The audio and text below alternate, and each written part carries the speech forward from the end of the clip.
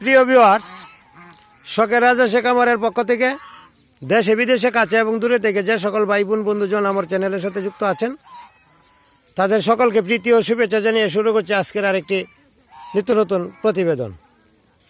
যাই হোক প্রিয় ভিউয়ার্স, আমি আশা করি আপনারা সকলেই ভালো আছেন, সুস্থ আছেন। ভালো থাকেন, সুস্থ থাকেন, এটা আমি সর্বক্ষণই কামনা করে থাকি। আমি একজন নতুন উদ্যোক্তা হিসেবে আপনাদের একটা লাইক, একটা কমেন্ট, একটা সাবস্ক্রাইব আমি অবশ্যই আশা করতে পারি। এতে করে উদ্যোক্তার মনে উদ্দীপনা জাগে। যাই হোক প্রিয় ভিউয়ার্স, মূল কথায় আসা যাক। আজকের আলোচ্য বিষয় হচ্ছে, আজকে বেশ কয়েকজনই আমাকে কল দিয়েছেন ছেলে হাঁস মেয়ে হাঁসের ডিম চেনার যে প্রক্রিয়াটা, এটা বিস্তারিতভাবে বলার জন্য আজকে শুধু এই বিষয়টাই বলবো, কিভাবে চিনবেন। এবং আরেকটা সমস্যা বলবো, আমার একটা হাঁস 10টা ডিম দিয়ে বসিয়েছিলাম, একটা ডিম ভেঙে গিয়েছে, কিভাবে ভেঙে গিয়েছে এই বিষয়টা বলবো, এবং ভাঙার পরে কি করণীয় এই বিষয়টা নিয়ে বলবো। যদি কারো কোনো এমন দুর্ঘটনা ঘটে বা এমন সমস্যায় পড়েন, অবশ্যই এই বিষয়গুলি অবলম্বন করবেন, হয়তো বা আপনার কাজে আসবে অনেকটা। যাই হোক প্রিয় ভিউয়ার্স, প্রথমের বিষয়টাই আজকে আলোচনা করি। ডিম পাড়ার সময় দেখবেন ডিমের কোয়ালিটি থেকে 3টা। যে কোনো জাতের হাঁসই পালেন না কেন, অর্থাৎ রাজহাঁস যে কোনো শ্রেণীরই পালেন না কেন, রাজহাঁসের কিন্তু 4টা জাত। 4টা জাতের মধ্যে যে জাতটাই পালেন না কেন, ডিমের কোয়ালিটি কিন্তু এক কোয়ালিটি আসবে না।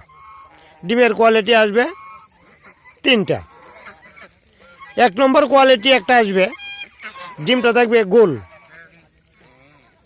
ডিমটা থাকবে বড় এবং গোল। এটা গেল একটা কোয়ালিটি। আর একটা কোয়ালিটি হবে, প্রথম যে ডিমটা দিবে ডিমটা হবে একটু চিকন এবং একটু খাটো। প্রথমটা ছোটো হবে এবং একটু খাটো হবে, চিকনও হবে। এটা হলো একটা কোয়ালিটি। আর একটা কোয়ালিটি হবে হাই কোয়ালিটি, বড় ডিম হলেই যে ছেলে হাঁস হবে বা ছেলে বাচ্চা হবে, এটা এরকম বিষয় না।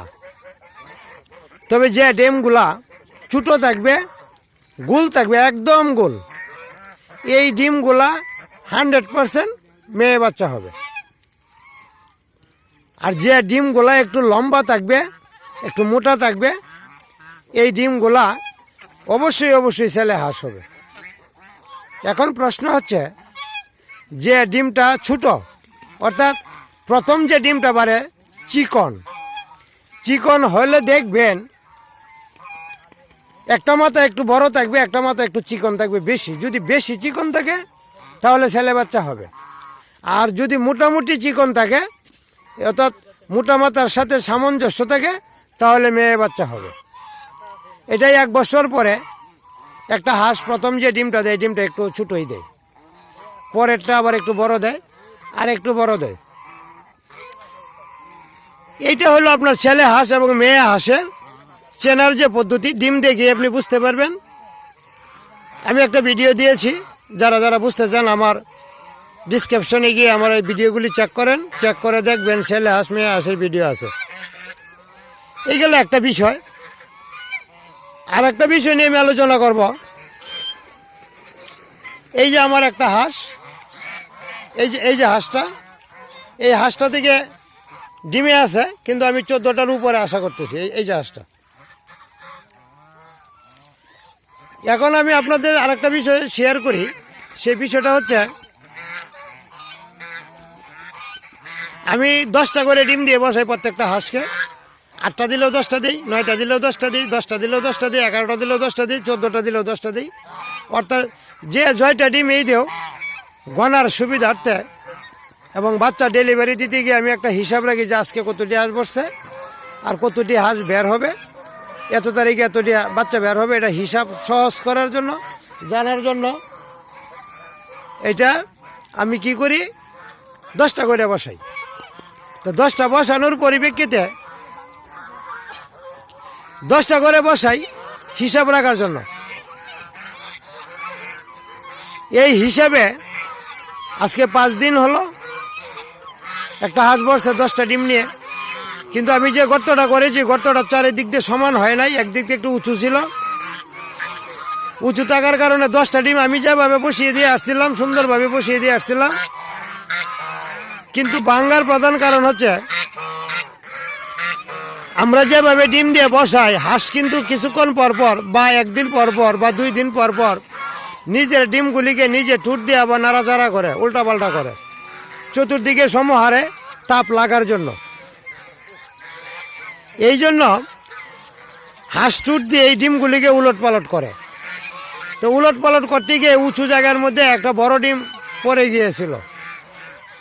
আর পরে যাওয়ার কারণে যখন সে চাপ দিয়ে বসে, হাঁসটার ওজন বেশি, যে হাঁসটা ডিমটা ভাঙছে এটা অবশ্যই 5 কেজির উপরে মেয়ে হাঁস, 5 কেজির উপরে একটা মেয়ে হাঁস। যেহেতু 5 কেজির উপরে এর ওজন, ডিমের উপরে বসার কারণে এবং 2টা ডিমের চাপে পড়ে একটা ডিম অটোমেটিকলি ভেঙে গেছে। তো বর্ষাকাল, এখন আমার প্রতিনিয়ত আসতে পারি না, স্কুলে বার্ষিক পরীক্ষা চলছে। আমি 2 দিন পরে আসছি, এই ডিমটা আমার কাজের লোকে অবশ্যই লক্ষ্য করে নাই। 2 দিনে এসে দেখি একটা দুর্গন্ধ হয়ে গেছে, এবং এই ডিমটা যে জায়গায় ভাঙছে ওইটার পাশে যে 2টা ডিম ছিল, এই 2টা ডিমের মধ্যে কুসুম লেগে এর ডিমের যে কোষগুলা বন্ধ হয়ে গেছে। আমি আজকে আইসা ডিম চেক দিতেছি, চেক দিতে গিয়ে দিয়ে ডিম এনে 9টা, তো চাইয়া দেখি একটা ডিম ভেঙে গেছে। তো ডিম সবগুলিকে সরাইলাম, একটু কুসুম গরম পানি করলাম, করে সবগুলি ডিমকে আবার একটু মুছে দিলাম। আর এই যে জায়গায় ডিমটা ভাঙছে এই জায়গার বন সহ ডিমটাকে সরিয়ে বাইরে ফেলে দিলাম, এবং এখানে একটু ব্লিচিং পাউডার দিলাম, স্যাভলন দিলাম স্প্রে করে, যাতে জীবাণু টিবাণু থাকলে যাতে নষ্ট হয়ে যায়। দেওয়ার পরে আবার এই হাঁসটাকে এইখানেই বসাইলাম। কিন্তু অনেকেই করে কি, উমে বসানোর পরে গর্ত চেঞ্জ করে দেয়। গর্ত যদি চেঞ্জ করেন বা বসার জায়গা যদি চেঞ্জ করেন, ওরা কিন্তু ওই ডিমে আর তা দিবে না। কোনো অবস্থাতে ওই জায়গাটা চেঞ্জ করা যাবে না। এই জায়গায় যদি কোনো সমস্যা থাকে, সমস্যার সমাধান করতে হবে, কিন্তু জায়গা চেঞ্জ করবেন না। যদি জায়গা চেঞ্জ করেন, ডিম চেঞ্জ করেন, সে আর এই ডিম উমে দিবে না। আর যদিও উমে বসে, এটা সঠিক পরিচর্যা সে করবে না, ঠুট দিয়ে ঘুরাবে না। অর্থাৎ মাস শেষে দেখা যাবে হয়তো বা 10টার মধ্যে 2টা বা 3টা বাচ্চা ফুটছে, আর বাকিগুলি ফুটে নাই। অর্থাৎ তার পরিচর্যার অনেকটা ঘাটতি থাকবে। যাই হোক প্রিয় ভিউয়ার্স, এই 2টা বিষয় আমি আপনাদের সাথে শেয়ার করলাম। যদি আপনারাও এমন সমস্যায় পড়েন বা অসুবিধায় পড়েন, তো এই ধরনের প্রক্রিয়া আপনারা অবলম্বন করতে পারেন। আমি একজন নতুন উদ্যোক্তা, এখন থেকে কিন্তু গুরুত্বপূর্ণ ভিডিও পাবেন প্রতিদিন। যেহেতু গুরুত্বপূর্ণ ভিডিও পাবেন, আমার চ্যানেলটা অবশ্যই একটা সাবস্ক্রাইব করে রাখবেন।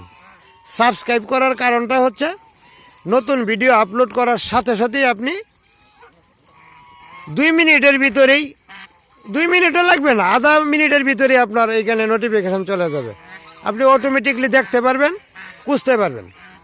আর এই ভিডিওগুলি পুরান ভিডিও না।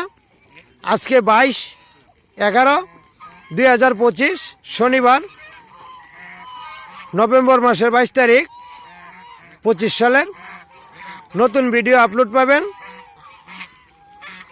আর যারা খামারের সাথে সংযুক্ত আছেন তারা এই বিষয়গুলি অবলম্বন করবেন। আর যারা বাচ্চা নিতে ইচ্ছুক, অবশ্যই বুকিং চলছে, বুকিং দিয়ে রাখতে পারেন। এই বাচ্চা নেওয়ার বিষয়ে আমি আর একটা ভিডিও অল্প কিছুক্ষণের মধ্যেই করব, কালকে পাবেন। যাই হোক প্রিয় ভিউয়ার্স, কথা বলতে বলতে আমি অনেক কথাই বলে ফেললাম। যদি আমার কথাগুলি ভালো লাগে, গুরুত্বপূর্ণ মনে হয়, টাইমলাইনে রেখে দিবেন। বন্ধু বান্ধব যদি কেউ খামারে বা উদ্যোক্তা হওয়ার ইচ্ছা থাকে, বা খামার করে থাকেন বা উদ্যোক্তা হয়েছেন, এরকম যদি কেউ বন্ধু বান্ধব থাকে, তাহলে তাদেরকে আপনি শেয়ার করে দিতে পারেন, অথবা আপনি টাইমলাইনে রেখে দিবেন, হয়তো বা কাজে লাগবে। যাই হোক প্রিয় ভিউয়ার্স, নতুন উদ্যোক্তা হিসেবে উৎসাহ উদ্দীপনা যোগানোর জন্য অবশ্যই একটা লাইক কমেন্ট করবেন। আর যা সকল ভাই বোন বন্ধুজন কোথায় থেকে আমার ভিডিওগুলি দেখছেন, কোন জেলা থেকে, কোন থানা থেকে, অবশ্যই এটা লিখে কমেন্ট করবেন।